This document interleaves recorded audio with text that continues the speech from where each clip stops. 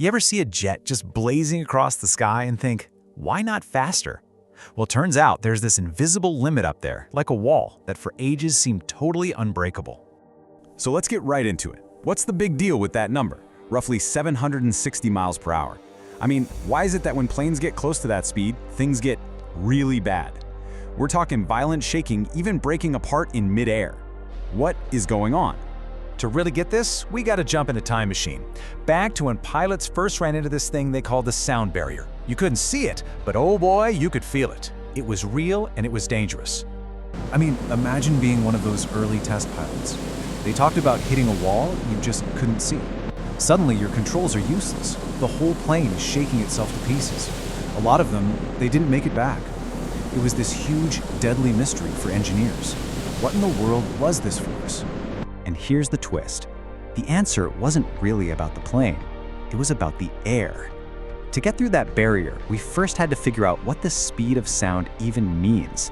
It's not as simple as you might think. Okay, so here's the key thing to wrap your head around. The speed of sound, it's not really about sound. It's the speed of information. Think of it like this. It's how fast the air can tell itself that something is coming. It's a pressure wave, like a tiny nudge passed from one air molecule to the next. It's basically the atmosphere's own little instant messaging service.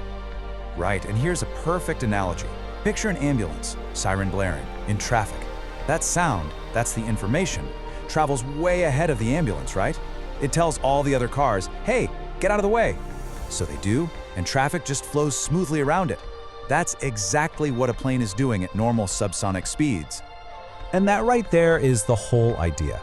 The speed of sound is literally the air's speed limit for getting that memo. It's the absolute fastest the air molecules up ahead can be told, move it, something's coming. It's a hard and fast rule set by physics. But here's where it gets really cool. That speed limit, it's not a constant number. It's not always 760. It actually changes, mostly depending on the air temperature. If the air is colder, the speed of sound is slower. That's exactly why you always hear engineers talk about Mach numbers. Mach 1 just means you're going the speed of sound right there, right now, whatever that speed happens to be. Okay, so what happens when you try to break that speed limit?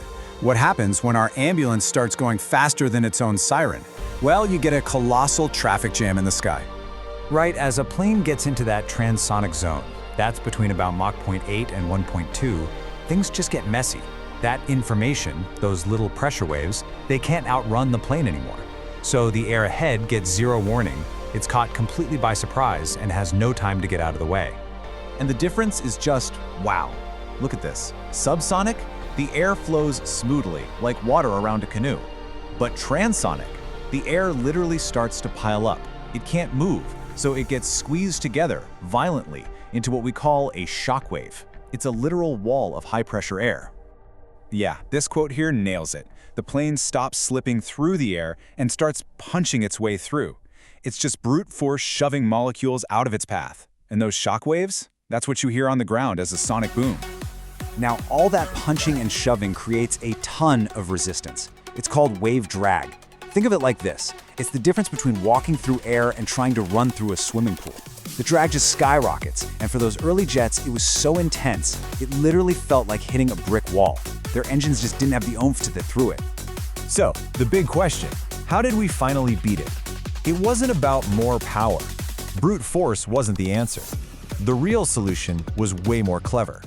We basically had to learn how to cheat. What the engineers figured out was that the problem wasn't just one part of the plane. It was the whole shape. See, as you go from the nose to the tail, when you get to the wings, the plane's total area suddenly gets a lot bigger. That sudden bulge made the shock waves way worse. And that led to this brilliant solution called the area rule. The whole idea is to smooth out that change in area from nose to tail. So if you're adding all that area with the wings, you just take some away from the body of the plane right there. You pinch it in. That's why so many supersonic jets have that iconic Coke bottle shape. It just lets the whole aircraft slip through that transonic zone way more easily. But, okay, getting through the barrier, that's just step one. Once you're on the other side, you're in the supersonic lane. And that comes with a whole new set of rules and dangers. Yeah, flying supersonic isn't just a matter of flooring it.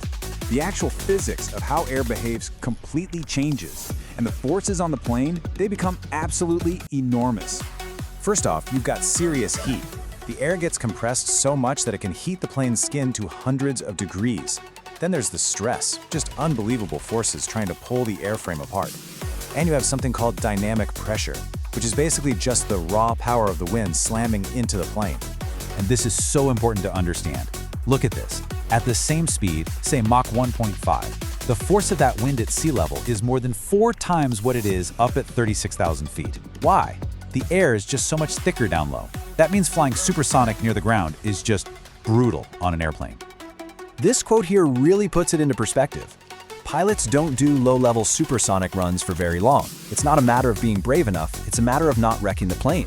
Every single second you spend down there at those speeds is literally taking life away from the airframe. So let's recap.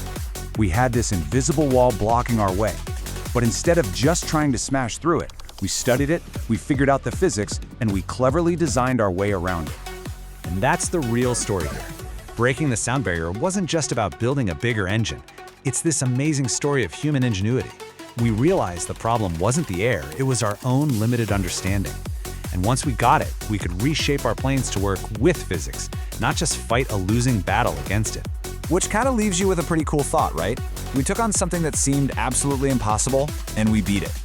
It just makes you wonder, what other invisible walls are out there? In science, in technology, what's the next sound barrier that's just waiting for us to figure it out and punch right on through?